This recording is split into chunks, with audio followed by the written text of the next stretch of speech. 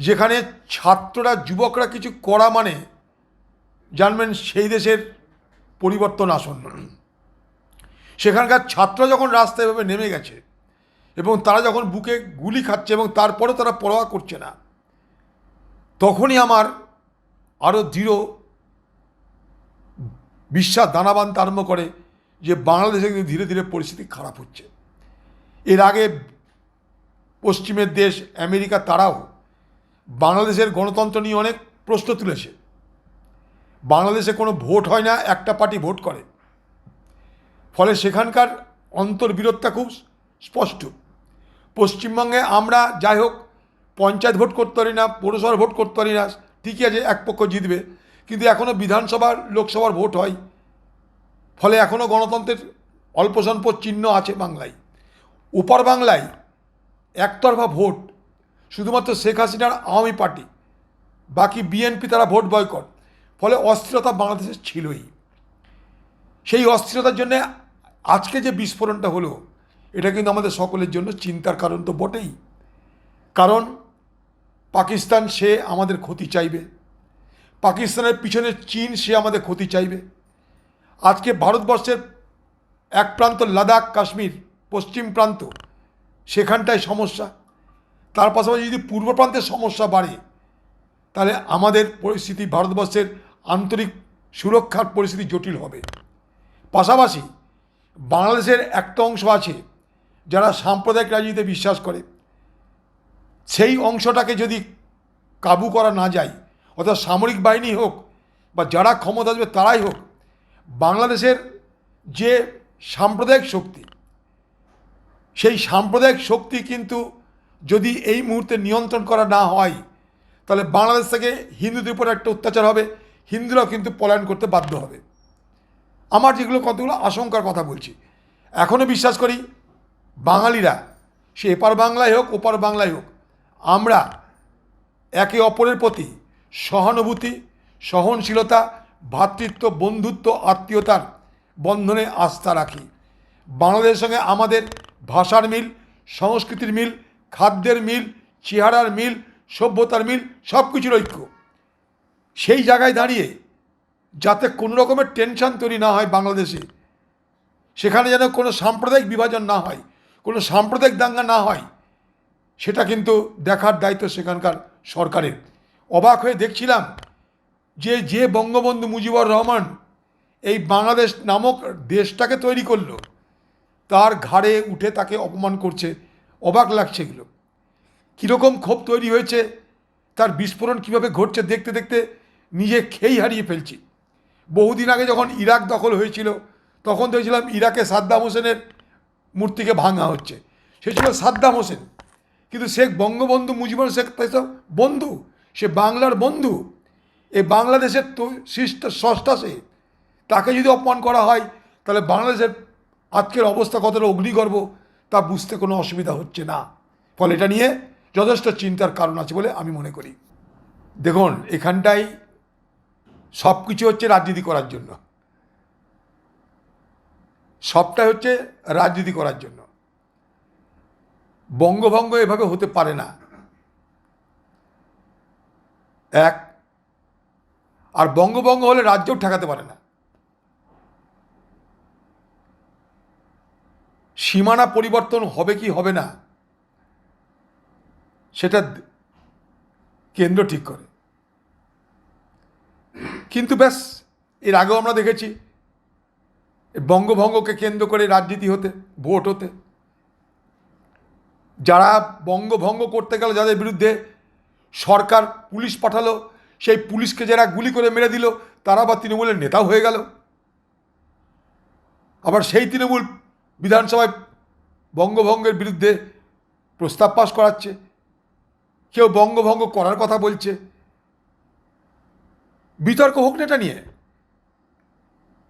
উত্তরবঙ্গ, দক্ষিণবঙ্গের সব সর্বস্তরের সংস্কৃতি জগতের মানুষকে, সাধারণ মানুষকে ডাকা হোক। হঠাৎ বিধানসভায় কয়েকটা লোক মিলে তারা কি ঠিক করে আমাদের ভাগ্য বলুন?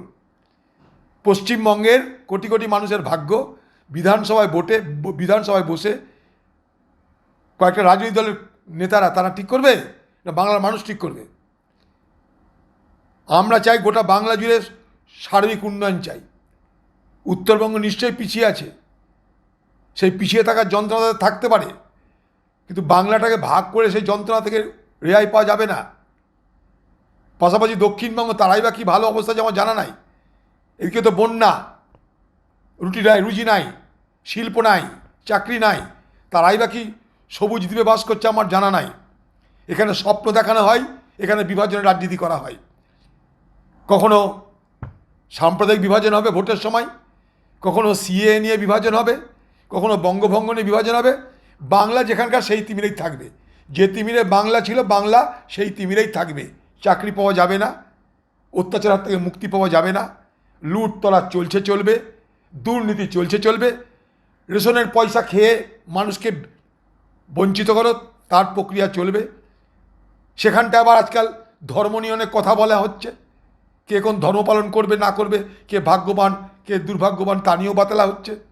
কী আবার এক মহিলা পুলিশ অফিসারকে গালাগালি দিচ্ছে, রেঞ্জ অফিসারকে দিয়ে আর বলছে ক্ষমা চাইবো না, তাও চলছে নাটক দেখানোর জন্য তাকে পদত্যাগ করার কথা বলা হচ্ছে। সমস্ত নাটক দেখতে দেখতে আমরা বাংলার মানুষ অভ্যস্ত হয়ে গেছি। অতএব বিধানসভায় এটা পাস না করিয়ে, এটার পাশাপাশি যদি বলতো যে আমরা পশ্চিমবঙ্গের প্রত্যেকটা যুবকদেরকে আগামী 1 বছর, আগামী 2 বছরে রুটির জন্য নির্দিষ্ট পথ আমরা দেবই দেব, সবাই আপনারা এখন, তা যদি পাস করতো বিধানসভা একটা প্রস্তাব, অনেক বেশি খুশি হতাম আমরা। অনেক আগে বলেছি, যখন রেশন দুর্নীতিটা হয়েছিল আমি তখন একটা কথা বলেছিলাম। আমি বলেছিলাম বাংলার মানুষ আপনারা কয়লা চোর দেখলেন, পাথর চোর দেখলেন, গরু পাচারকারী দেখলেন, সব কিছুকে ছাড়িয়ে যাবে। শিক্ষক নিয়োগের দুর্নীতি দেখলেন, সব কিছুকে ছাড়িয়ে যাবে। ম্যান অফ দ্য ম্যাচ হবে এই জ্যোতিপ্রিয় মল্লিকের এই চৌর্যবৃত্তি। কিছুই বার হয়নি, টিপ অফ দ্য আইসবার্গ।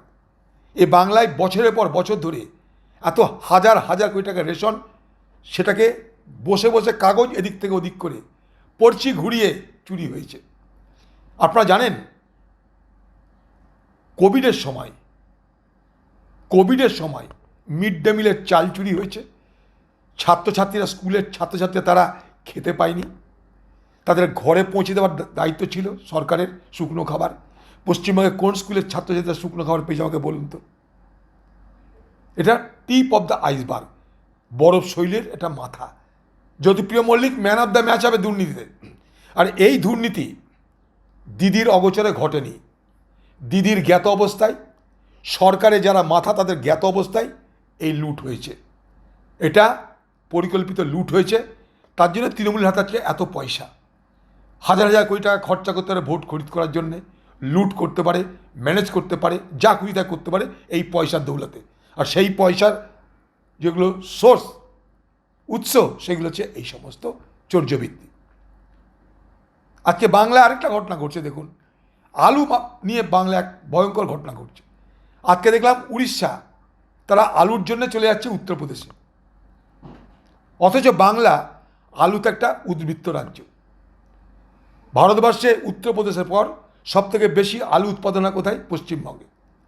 সেখানকার আলু চাষিরা সেই আলু বিক্রি করে বাইরের রাজ্যে। আমি একটু কী বললাম? উদ্বৃত্ত আলু, অর্থাৎ পশ্চিমবঙ্গের মানুষের প্রয়োজনের অতিরিক্ত আলু সেখানটায় উৎপন্ন হয়।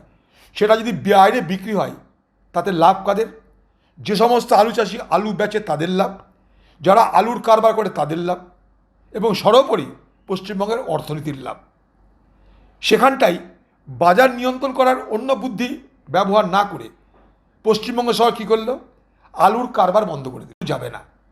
কিন্তু আলু যাচ্ছে, এক একটা ট্রাকে 40,000 50,000 টাকা দিয়ে আলু কিন্তু যাচ্ছে।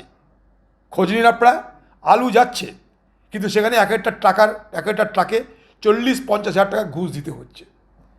এবার তাহলে বঞ্চিত হচ্ছে কে? এক, আলু চাষিরা বঞ্চিত হচ্ছে, 2, আলুর কারবারিরা বঞ্চিত হচ্ছে। কিন্তু পশ্চিমবঙ্গে আলুর তো অভাব নেই। আলুর অভাবটা তৈরি হলো কেন? বাজারে দর বাড়লো কেন? সেই গভীরে কেউ গেল না। কিন্তু শুধু উপর বাজারে সংকট, আলুর দর বেড়ে গেছে, এইসব করে তাকে কোপ মারতে হলো কোথায়? বাণিজ্যটাই, ব্যবসাটাই। কারণ সেখান থেকে পয়সা কামাতে হবে।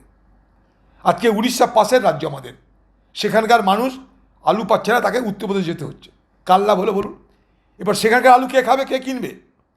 সেখানকার আলু চাষিরা তাদের সস্তায় আলু উৎপাদন করার জন্য রাজ্য সরকার কোনো মদত করে না। সেখানে বীজের দাম কমায় না, সারের দাম কমায় না। আলুর যদি দর পড়ে যায়, আলু চাষিদের কাছ থেকে বেশি দামে আলু খরিদ করা হয় না, অথচ তাদের বাণিজ্যকেও আমি করতে দেব না। কেন? আমাকে বেপথে রোজগার করতে হবে। কি চলছে বাংলায় বলুন? বাংলায় আলু উদ্বৃত্ত, অথচ পাশের রাজ্যগুলোতে আমরা আলু দিতে পারবো না। ঝাড়খণ্ডে যাবে না, উড়িষ্যায় যাবে না, বিহারে যাবে না, লাভ কী হলো তাহলে আমাদের? সেখানকার আলু চাষিরা তারা তাহলে লাভ থেকে কেন বঞ্চিত হচ্ছে? সরকারের কোনো পলিসি আছে বাংলায়? জল আসছে ডিবিসি থেকে, বলে দিল যে ম্যানমেড বন্যা। ডিবিসির যে স্ট্রাকচার, ডিবিসির যে কমিটি, সেখানে রাজ্য সরকার থাকে, ঝাড়খণ্ড সরকার থাকে, কেন্দ্র সরকার থাকে, সেখানে প্রতিবাদ হচ্ছে না কেন? সেখানে যদি ডিসেন্ট নোট হয়, সে ডিসেন্ট নোট কোথায়? সেখানে প্রতিবাদ হচ্ছে না কেন? যেমন করে এখানে এসে বললো নীতি আয়োগ কমিটিতে আমাকে বলতে দেওয়া হয়নি, ঠিক একেবারে আরেক ঢপের রাজনীতি চলছে সেখানটায়। পশ্চিমবঙ্গের নদীগুলোর গভীরতা নাই, নদীর পার বাঁধানো নাই, বন্যা বাঁধাতে কী হবে? সেখান থেকে বাঁচতে নজর ঘুরিয়ে দাও। কেন্দ্র জল ছেড়ে দিল না বলে, তুমি তো একটা ভাগিদার ওখানকার। তোমাকে যদি না বলে করে, তুমি সেখানটায় প্রতিবাদের নোট দাও, ডিসেন্ট নোট দাও, সেই কমিটিতে তুমি বলো যে আমি এটা মানছি না। যখন মানছো না তখন এসে বলো বাইরে যে আমি মানলাম না। চালাকি করে কতদিন চলবে এগুলো? আজকে মুর্শিদাবাদে ভাঙন, মালদায় ভাঙন, গ্রামের পর গ্রাম উজাড় হয়ে যাচ্ছে, কোনো মাথা ব্যথা নাই, কোনো মাথা ব্যথা নাই। বঙ্গভঙ্গ নিয়ে মাথা ব্যথা উনার, ভাঙন নিয়ে মাথা ব্যথা করুন, বন্যা নিয়ে মাথা ব্যথা করুন, তা নিয়ে কোনো আলোচনা করুন, করছেন না। যা মানুষকে গরম খাবে, উস্কাবে, বিভাজন করবে, তাই নিয়ে পশ্চিমবঙ্গ সরকারের মাথা ব্যথা এবং পশ্চিমবঙ্গে যে রাজনীতি তাদের মাথা ব্যথা। কংগ্রেস কোনোদিন কোনো ভাঙাভাঙি রাজনীতি করেনি, কোনোদিন কংগ্রেস ভাঙাভাঙি রাজনীতি করবে না, বরদাস্ত করে না। আমরাই দার্জিলিংয়ে শান্তি ফিরে নিয়েছিলাম রাজীব গান্ধীর নেতৃত্বে, মনে করে দেখুন। আমরা আসাম অ্যাকর্ড করেছিলাম, মনে করে দেখুন। দেখুন এই দাবি তো বিজেপির পক্ষ থেকেও করা হয়েছে। নীতিন গ্যাডকারি এই দাবি করেছে। নীতিন গ্যাডকারি মমতা ব্যানার্জি আলোচনা করেই করছে সব। কংগ্রেস তো প্রথম দিন থেকে বলেছে আমরা মাল্টি ট্যাক্স সিস্টেম রাখতে চাই না, জিএসটিতে আমরা বহুবিধ ট্যাক্সের যে ব্যবস্থা সেটাকে খতম করতে চাইছি। আমরা সিঙ্গেল ট্যাক্সের পক্ষে। অতএব এগুলো আমরা অনেক আগে বিরোধিতা করা শুরু করেছি। এখন নীতিন গাডকারি আর মমতা ব্যানার্জি, পুরনো সম্পর্ক তাদের, তারা মিলে এটার বিরোধিতা করছে। আমরা সবসময় বিরোধিতা করছি এটা। কারণ একটাই, পশ্চিমবঙ্গে মিউনিসিপ্যালিটি এলাকাগুলোতে, পৌর এলাকাগুলোতে, মধ্যবিত্ত লোকদের এলাকাগুলোতে ভোট কমে যাচ্ছে তৃণমূলের। সেখানে কমছে লুটপাট অত্যাচারের জন্য। কিন্তু দিদি ভাবছে আগামী বিধানসভা ভোটের আগে যদি আমি ইন্স্যুরেন্সের জন্য একটু আন্দোলন করে 2-4% কমাতে পারি, আর আমার সঙ্গে তো নীতিন গাডকারি আছেই, বিজেপির একটা বড় মন্ত্রী, তাহলে বাজারে আমি ক্রেডিটটা নেব, মধ্যবিত্ত মানুষকে বলবো, দেখো ভাই, লোকসভায় ভোট দাও আর না দাও, আমাকে বিধানসভায় বাদ দিয়ে দাও, দেখো তোমাদের জন্য ইন্স্যুরেন্স নিয়ে, হেলথ নিয়ে কত কথা বলছি আমি। আমার প্রশ্ন, যখন জিএসটি কাউন্সিলে পশ্চিমবঙ্গের অর্থমন্ত্রীরা যায়, যখন এগুলো 18-12 হয়, তখন তারা কি করেছিল? তখন পশ্চিমবঙ্গ সরকারের কি নোট ছিল সেখানটায়? ভোটের বাজারে কেন কথা হচ্ছে, আগে কেন কথা হয়নি? কংগ্রেসও দীর্ঘদিন ধরে বলেছে রাহুল গান্ধী কথা, ওরা কেন দিন চুপ করেছিল? জানবেন এখন থেকে পশ্চিমবঙ্গের তৃণমূল নেত্রী যা করবে সব 2026-এর ভোটের লক্ষ্যে করবে, জেনে রাখবেন। দয়া, দান, ধ্যান, খয়রাতি, খাতির যা কিছু করুক, লক্ষ্য তার 2026। কেন ক্ষমা চাইবে? তার সব উদ্ধত্ত আছে, তাই ক্ষমা চাইবে না। কারণ বাংলার মুখ্যমন্ত্রী সেই তো শিখিয়েছে, আপনাদের মনে নাই? ওখানকার ডিজি ছিল পচানন্দ নাকি? সেই পচানন্দকে সবারই সামনে, অফিসারদের সামনে যাই পচা। কে শিখিয়েছে এইগুলো অপমান করা? ডিএমএসপি থেকে তুই তাকারি করা কে শিখিয়েছে? এই মমতা ব্যানার্জি শিখিয়েছে। এরা তার ছাত্রছাত্রী। বোতল ছুঁড়ে মারছে বিডিওর গায়ে, নেতা মারতে যাচ্ছে প্রফেসরকে, কোনোদিন কিছু হয়েছে সে নেতাদের বিরুদ্ধে? তাদেরকে ক্ষমা চাওয়ানো হয়েছে, তাদেরকে বলা হয়েছে পার্টি থেকে বার করে দিলাম।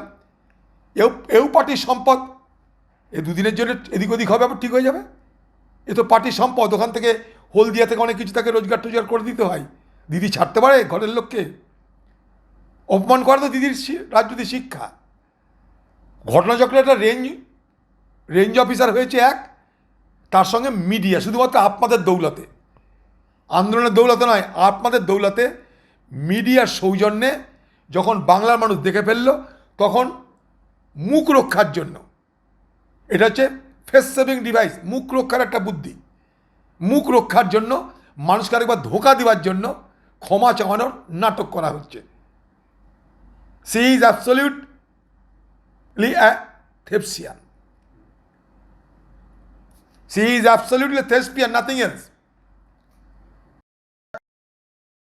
দ্য সহজ পাঠ, সহজ কথা, সঠিক তথ্য।